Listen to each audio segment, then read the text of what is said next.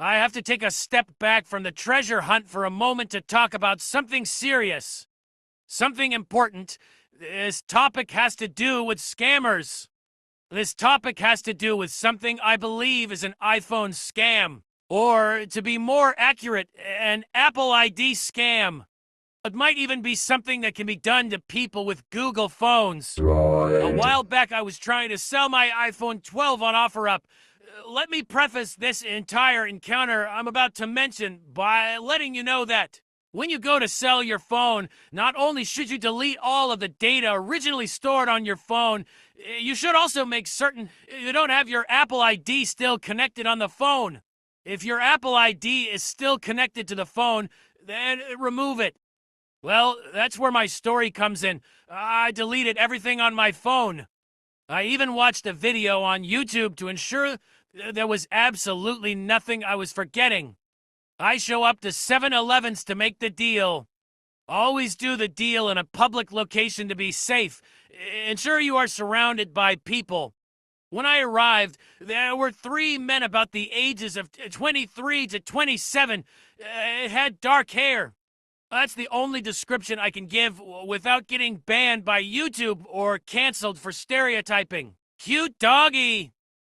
As soon as they walked up to me, asked to look at the phone, this is the usual situation. People want to make sure the phone turns on and they can get into the operating system. The man that I handed the phone to turned it on, held his phone next to it to scan the little circular icon picture thingy that iPhone uses to transfer data. I figured, well, if he's going to buy it, I guess this is fine. But I was a little weirded out because the transaction hadn't completely taken place yet. After about a minute of waiting, the man handed the phone back to me as he says, "You left your Apple ID connected to this phone." He then told me you need to log back in with your Apple ID and password in order to go back into the phone to remove it. The thing this man didn't know is that I already turned the phone on and went through all the steps just to make sure anyone buying the phone could get into the phone without any passwords, and that my Apple ID was for sure removed. Here's the problem now. Whatever he did to the phone made it so, well, we couldn't get back in without entering an Apple ID. I turned it off and back on to restart, and now it was requiring an Apple ID to get back into it. It wasn't giving the option to create a new account. I think this man was hoping I would doubt myself and second question whether I removed the Apple ID. I think whatever he did to my phone with his phone was going to make it so that if I entered my Apple ID and password, he would end up acquiring both ID and password. That would have given him access to all things associated with my Apple ID and password. Debit cards, credit cards, all my accounts, including Amazon. I can't tell you what he was planning on doing for sure, but I know I'm now stuck with a phone that I can't get into, and this man was staying firm that he won't continue unless I enter my information. I'm grateful for having street sense. I'm grateful for the little voice that was telling me to end the transaction and go. Let it go. I need to figure out why my phone won't let me back in now without entering the ID.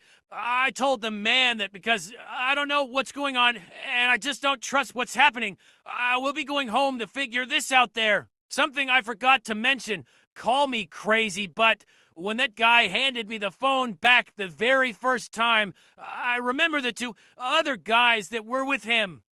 He said, "You need to enter your Apple ID. You forgot to remove it before wiping it." Just then, the other guys were hovered over me like hawks. They both were nodding like, yeah, you need to do this. We're extremely eager. And this is how I'm certain that these guys put something on my phone. When I got home, I still couldn't get back into it. And so I messaged them from a different computer telling them that I'm going to have to take my phone into Apple to have it figured out. Weeks later, I brought my phone to Apple at the mall. I told the representative there that I can't get back into my phone without my Apple ID now after meeting up with these guys when I was trying to sell my phone. The representative told me, go ahead and open your phone. Show me what you're talking about. I turned my phone back on, began going through the steps to get to the Apple ID prompt. It never happened. It quit requiring my Apple ID. It let me get all the way back through all of the steps, and it took me to the Create New Account screen. It wouldn't do that before. Sometime between that encounter at 7-Eleven's and arriving back at the Apple store, something changed. I'm going to guess these guys didn't want Apple investigating whatever program they had put on my phone. I'm going to guess they did something to make it go away so that they couldn't be tracked. All is well that ends okay, but watch out. If you are ever selling your phone to the public, make sure you are 100% that you have removed everything.